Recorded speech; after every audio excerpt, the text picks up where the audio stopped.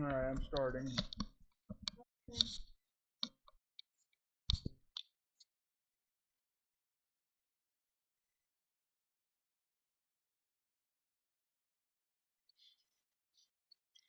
Hey y'all, it is Russell Buck Fletcher coming to you. Get this camera up here a little bit. There we go.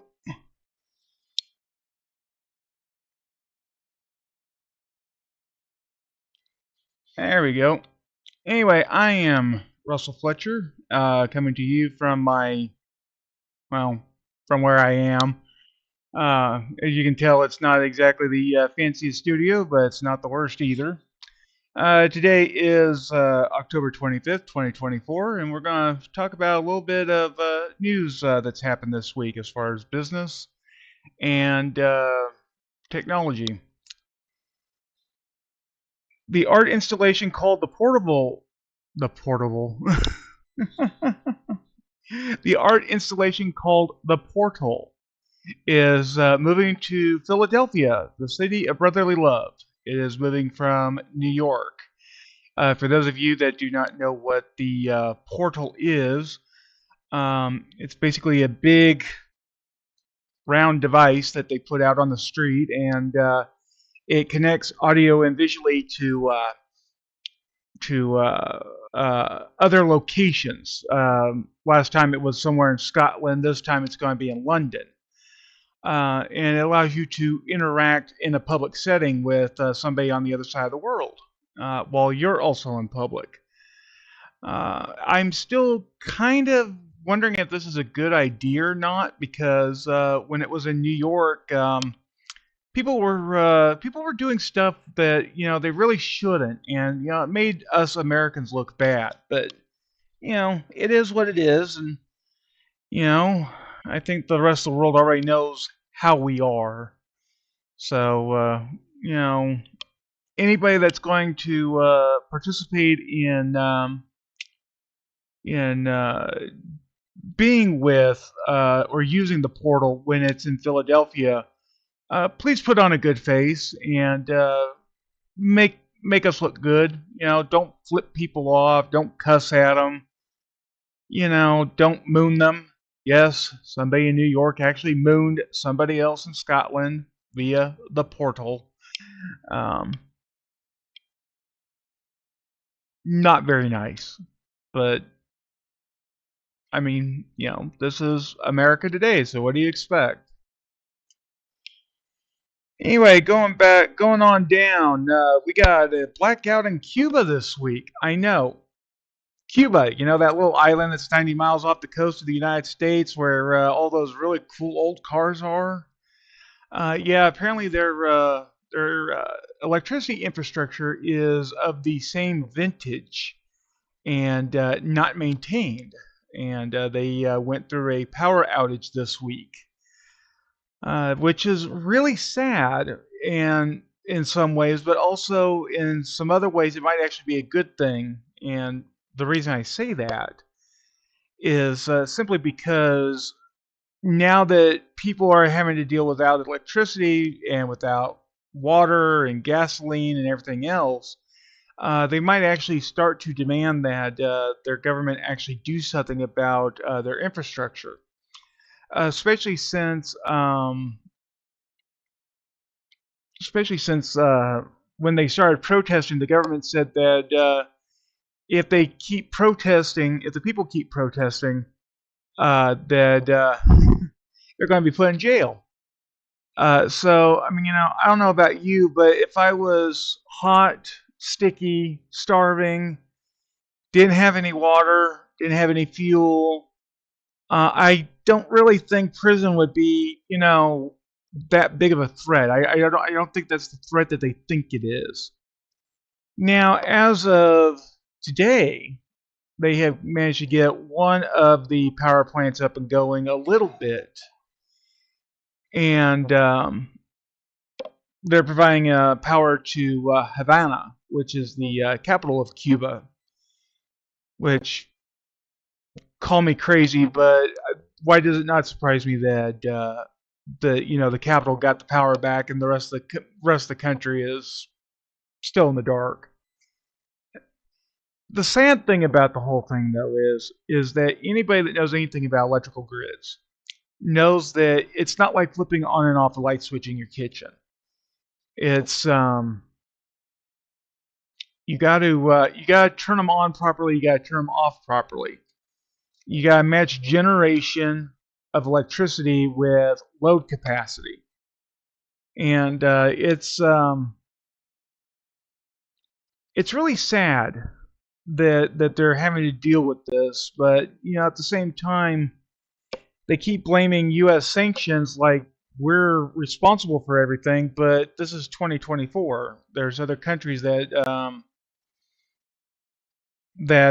make products for producing electricity. Whether it be China, Russia, North Korea. I mean, there's plenty of communist countries they can go to that communist or semi-communist countries that they could go to that could provide them with stuff. So we're just an easy scapegoat.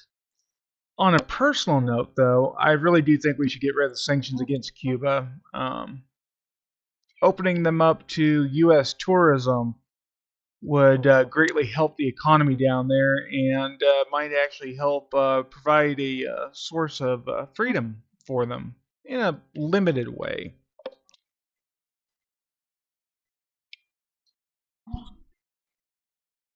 I got Big Mama over here asking me about the sanctions against Cuba. Yeah, Obama did go over there to celebrate easing of sanctions, and then we elected somebody by the name of Donald Trump, who thought it would be a great idea to redo the sanctions. So yeah, we were on the right path, and then unfortunately we got off the right path. So that's what we have there, and then we got Elon Musk handing out $1 million checks to random people for signing up to vote. As of today, that has been deemed illegal by the courts, and he's been ordered to stop. Now, whether he does that or not, who knows? Everybody knows how Musk is. He he does whatever he wants, and if it doesn't work out for him, he sticks his lawyers on everything and sees that works. Who knows? We'll have to see how that goes. Going on to other business, Boeing workers are still on strike. Yes, Boeing, the big company that makes airplanes and spacecrafts and all sorts of other really cool and gnarly geeky stuff. Their machinists are still on strike. Apparently, they rejected the latest offer for their contract, and I mean, it was a fairly good offer. I'm looking at my notes here. They're looking for 35% raise over the next 5 years and bigger contributions to their 401k. I think what happened was they saw what the longshoremen over on the East Coast were doing with their 70% raise on their contracts, and like, hey, we want a piece of that. So it's interesting, but as Big Mama over here is talking, it hasn't worked for the longshoremen yet, and it definitely hasn't worked for the Boeing workers. The union does have 30,000 members. That kind of surprised me a little bit.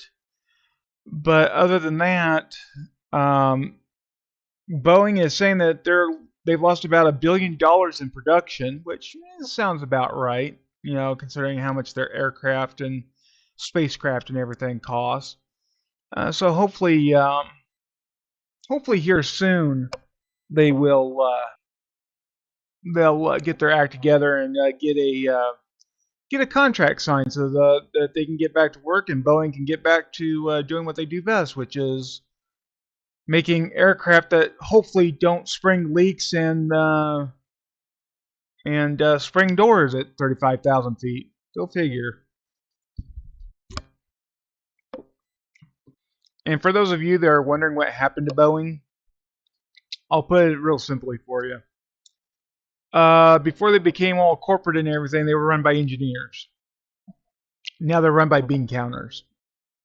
When you let engineers run a company, especially a company that's heavy into, you know, engineering things, you usually get good products. But once you allow the bean counters in, and I'm saying this is diehard capitalists too, things tend to go south real quick. And, you know, I want to see a good stock price for Boeing, just like every other investor would.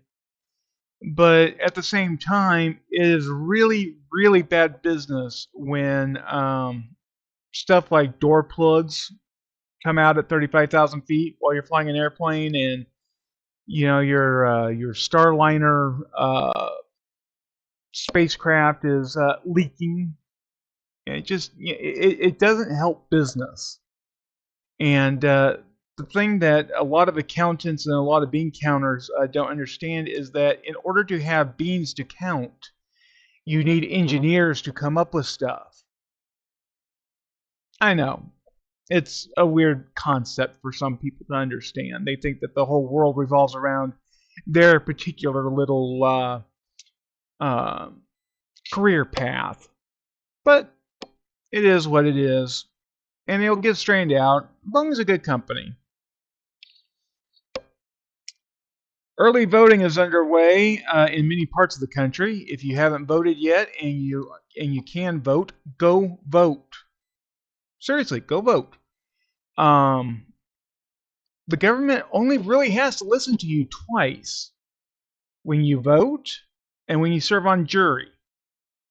Other than that, they can pretty much tell you to, go kick rocks every, except for every 2 years when they want to get reelected, or every 4 years when they want to get reelected, or in the case of senators, every 6 years.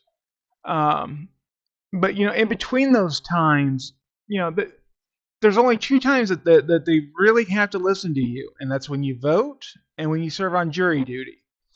Now, I don't know about you, but for me personally, it's a lot easier to vote than go do jury duty.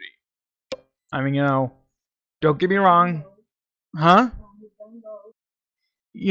I've done both, and if you are, and I'm going to say this right now, if you are summoned for jury duty, follow the instructions. Don't just say that you don't want to do it and ignore it and throw it in the garbage, okay? Yeah, they don't really enforce it anymore, but you know what? It is a constitutional right for every citizen to be judged by a jury of his peers, and it is a constitutional duty as you as an American to serve on a jury if you can, without hardship or without severe hardship. Um, and those of you who are retired or don't really have anything else better to do in life, take a look at getting on the grand jury in your jurisdiction. They have some pretty interesting jobs that they do. Moving on from there, consumers are electing to delay purchases until after the election. Yeah, I mean, this election is still almost a 50-50 dead heat, and a lot of companies are noticing that there's a slowdown in purchasing, and they're attributing that to the fact that people really don't know if they're going to be able to purchase stuff. Depending on who gets elected, either Vice President Harris or former President Trump. Me personally, if you have a big purchase, just go out and do it, because either way, things are gonna happen. And even if things in the economy were going to shift, they would not shift rapidly.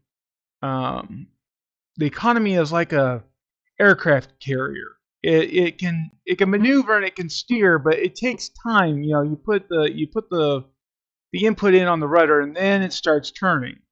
So if you're looking at big purchases, just remember that inflation is always there. We're always aiming for a 2% inflation rate. So save yourself 2%. Go out and buy now. You know, just my personal opinion. Uh, Also with that, I'm looking at my notes here. Also with that, compounding the stress is that Jay Powell's route to lower interest rates is still uncertain. Powell looks like he's waiting to see who wins the election, but rates will eventually go down. We're not going to be at these high rates forever, but Jay Powell, or Jerome Powell, for those of you who don't know who Jay Powell is the chairman of the Federal Reserve, and he's pretty much hanging back on this until he can figure out who's going to be elected. And not only that, but he'll probably wait until the dust settles. He probably won't make any decisions right on election day or even the day after. So look for that. If Big Mama over here is asking when the next Fed meeting is, and I hate to admit this, but I don't know. I'm going to say it's probably going to be sometime in November or December. Probably December. Oh, going over my notes here. McDonald's E. coli issue. Oh, this breaks my heart. It really does, people. The reason this breaks my heart is not because I like McDonald's. Okay, I'll admit right now, I do not like McDonald's. I did at one time, but I have not been a big fan of theirs for quite a while. But I do hate to see people getting sick with E. coli.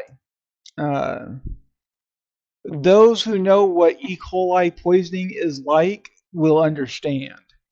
Um, in its mildest form, it's going to take you out for a few days. In its worst form, which has already happened to one person, it'll kill you.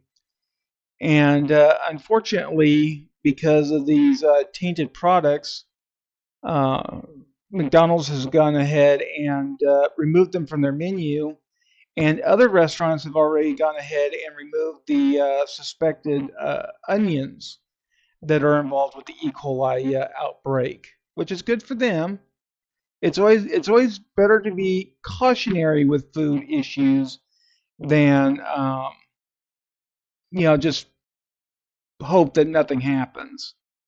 But at the same time, we're definitely looking at some issues that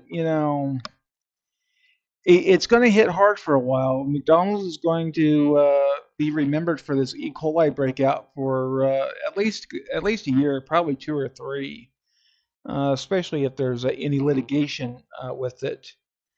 And then you also had to think about the supplier of the onions, not only the supplier, but the grower and processor. They're probably going to be looking at some liability issues as well.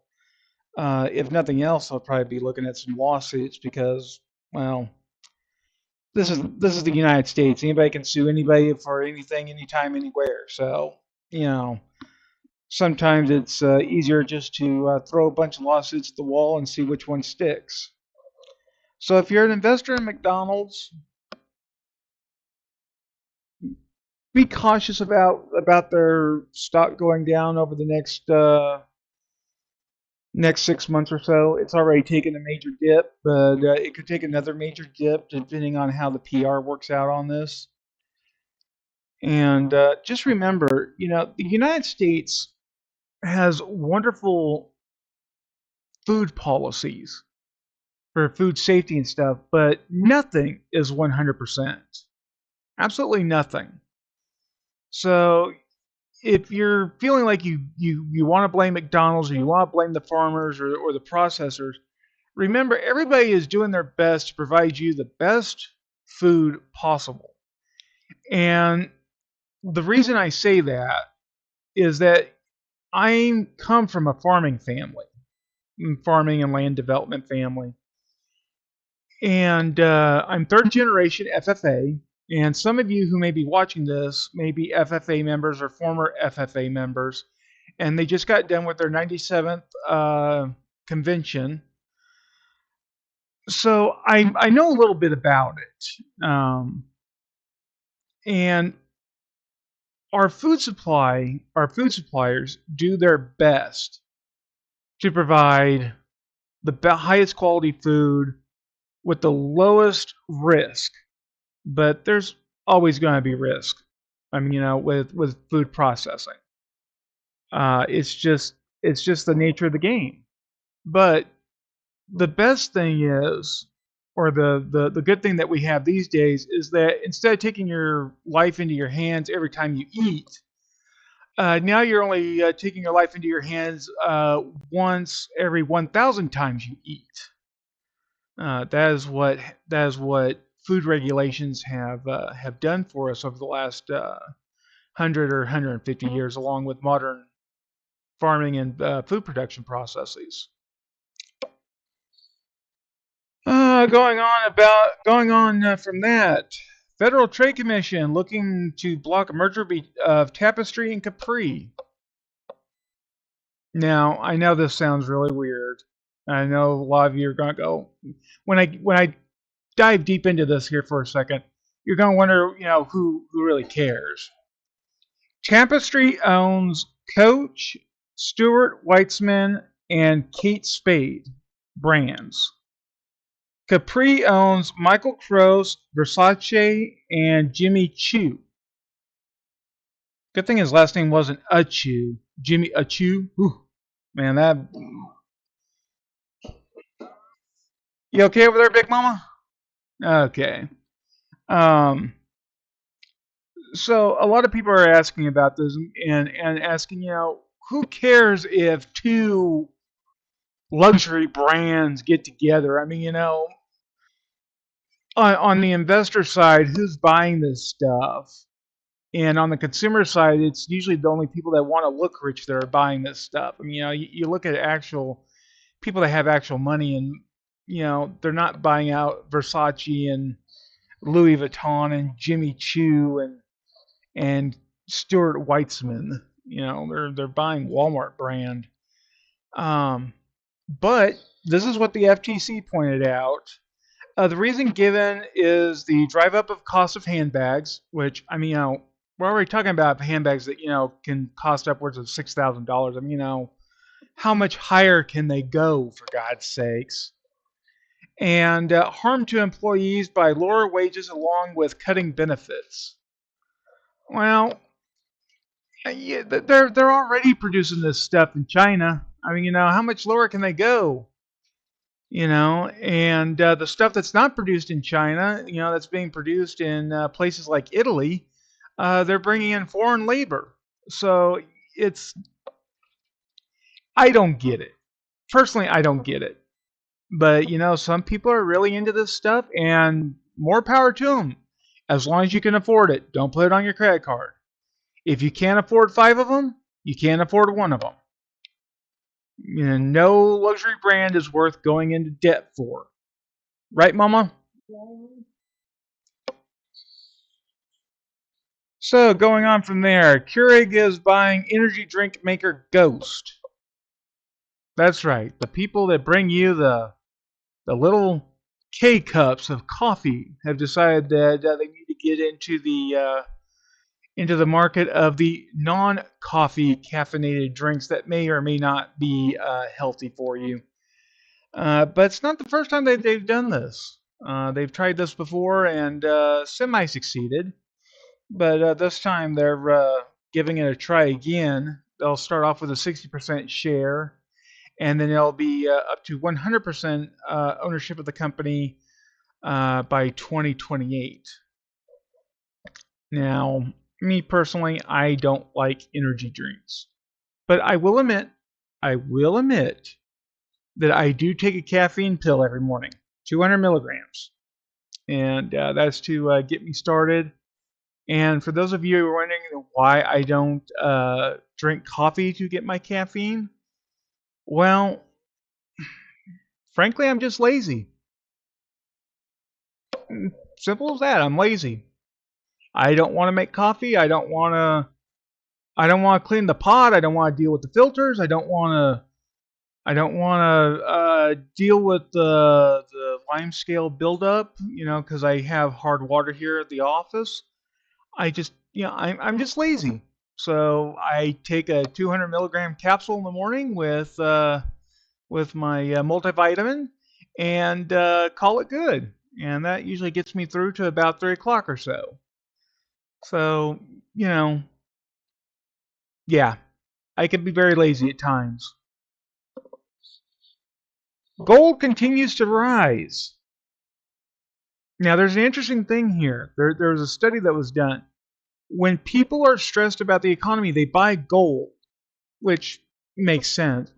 But apparently, there's also a marked increase in zebra cakes. Yes, those little octagonal white mushy things with the black stripes on it, with the cute little zebra on it. Um, I don't know why there's a correlation between those two. I mean, don't get me wrong. I like zebra cakes. They're not good for me. I don't have them that often anymore. But, they are good. But, when I think of a depressed economy or when, finances aren't the best, I don't think zebra cakes. I think more like Twinkies. But that's probably just me. Um, that or Reese's peanut butter cups. I'm a huge fan of Reese's peanut butter cups. But to each their own. But I thought that was a real interesting little factoid. New home sales are increasing at their fastest pace in a year. New home sales. People are starting to, excuse me, are starting to look at buying a new home, a new build home, and those sales are going up, which is good for the builders. It's also good for the companies that supply them. So if you're interested in stuff like that, you might want to go check those companies out. And then I'm going to go ahead and end on this particular part. Hallmark, the greeting card company, is increasing or is kicking off their holiday movie slate this year early. And they're not doing this because they want to bring Christmas to you sooner, even though I guess that's the natural outcome of it. But the interesting thing is that each film that Hallmark does costs approximately $2 million to produce and takes approximately 3 weeks, which by entertainment production standards is extremely inexpensive and extremely fast. Now, you're probably wondering, okay, well, what does that have to do with anything? Well, they pull in about $350 million in ad revenue during that same time. So you figure, if you did just Christmas movies during Christmas time at $2 million a pop, that's that would be $60 million. And then if you can make $350 million off of it, that's a pretty good return on investment. And good for them. If you're into Hallmark movies, great. If you're not, then you're like me. I find them to be a little bit on the cheesy side, and frankly, I'm still trying to figure out why the towns always need to be saved. I mean, what are they saving them from? Are they saving them from giant ants? Are they saving them from the communists of the 1950s? It's just, what are they saving the towns from? And also, why is the girl from the big city always fall in love with the small town homeboy that she never would have even looked at back in high school? I don't get it, but there's a lot of stuff in life I don't get, especially when it comes to pop culture, and that's just me. I'm more of the analytical mind than with that. But with all that being said, that's pretty much where we're at right now. Um, Not a whole lot else going on this week. The market did pretty well. You know, first 3 days, 4 days were really bad. But today was really good. We ended on a positive note. And we're coming up on the end of October, which means that November will be coming soon.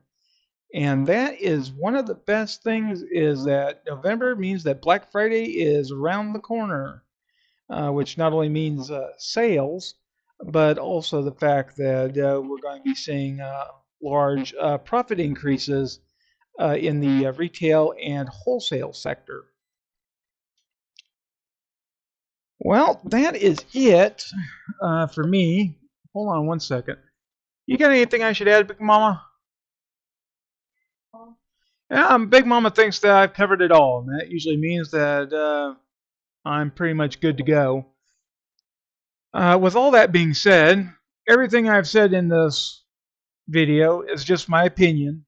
You know, take it for what it's worth, which, I mean, you know, you're seeing this for free, so you know what they say about free advice and free opinions.